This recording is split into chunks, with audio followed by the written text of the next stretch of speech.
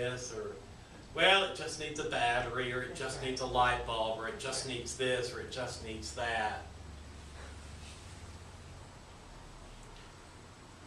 We think we see the potential by just adding something to that great deal that we're getting at the yard sale. That item is calling out to us and saying, if you will just put a battery in me, if you will just put a light bulb in me, if you will just fix this broken cord, if you'll just get out the super glue, that item is telling us, if you will.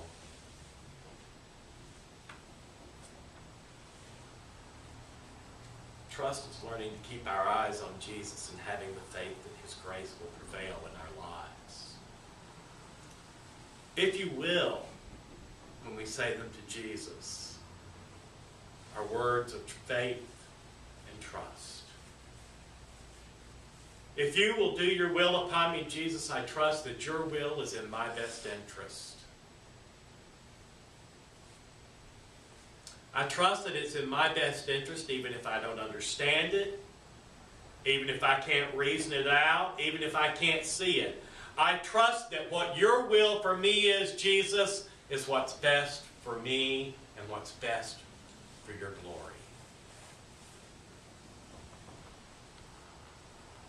There was a pilot that was flying his small plane in the middle of a horrible storm. And the clouds were just dense and thick. He could barely see 20 feet in front of his plane. But on the ground, the tower was sending signals to his navigation equipment and his radio. Those instruments were what guided him through the storm onto the runway.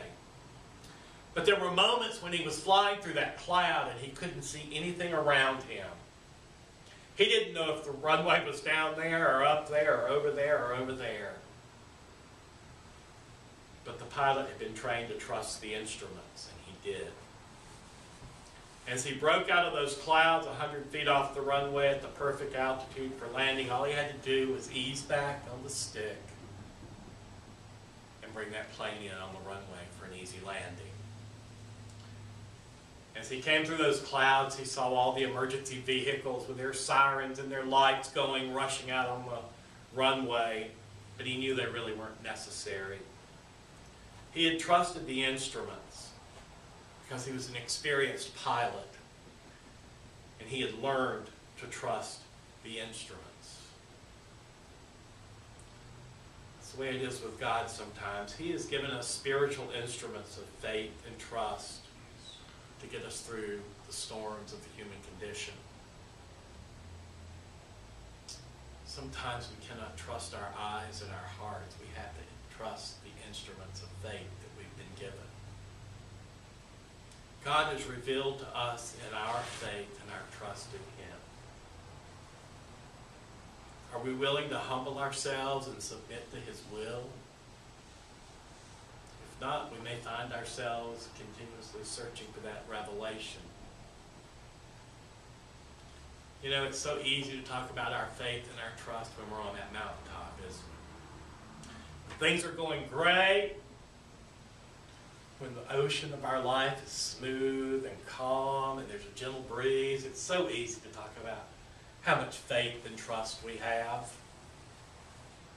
When the paychecks are coming in regularly and the bills are not coming in as regularly. When we're feeling great, no aches or pains. When there's no distress in our life, when everything is wonderful and we're sitting on that mountaintop, we can all proclaim, God, how great our faith and trust in God is. It's easy to pray. It's easy to tell others about how wonderful God is. It's easy to break our arms, patting ourselves on the back about how wonderfully faithful and trusting we are. But the real test of our faith and trust comes in those times when life is tough. Yes. Amen. Yes. And life just keeps coming at us full force. Those are the days that we have to cry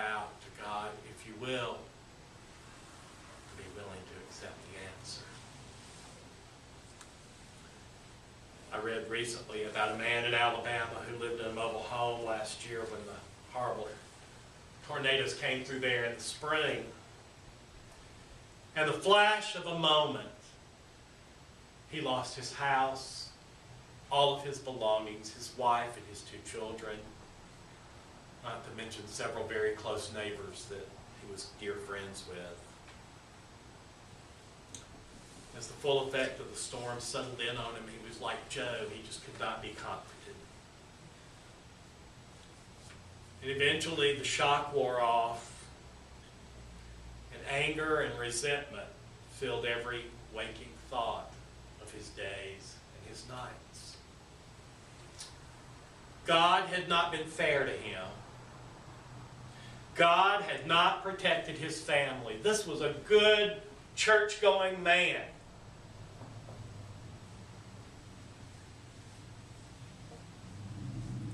His greatest temptation was adding to his losses by forfeiting his faith and his trust in God. He found himself in the wilderness, in a bad place in his life. He felt justified in being angry with God. No one would fault him now, would they? Some might even say, you're absolutely right. You ought to be angry with God. Even his prayers were angry with God. He said, come on, God, give me something else. What else can you do to me?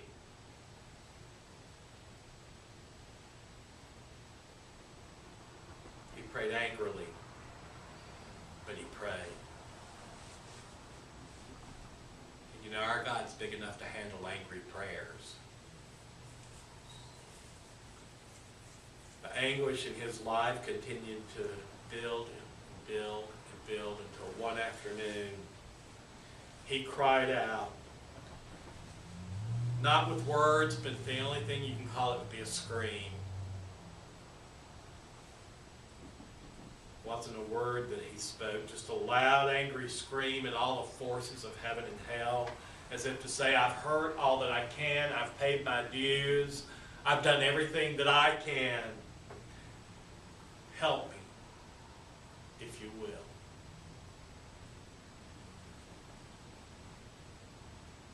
Help me, if you will.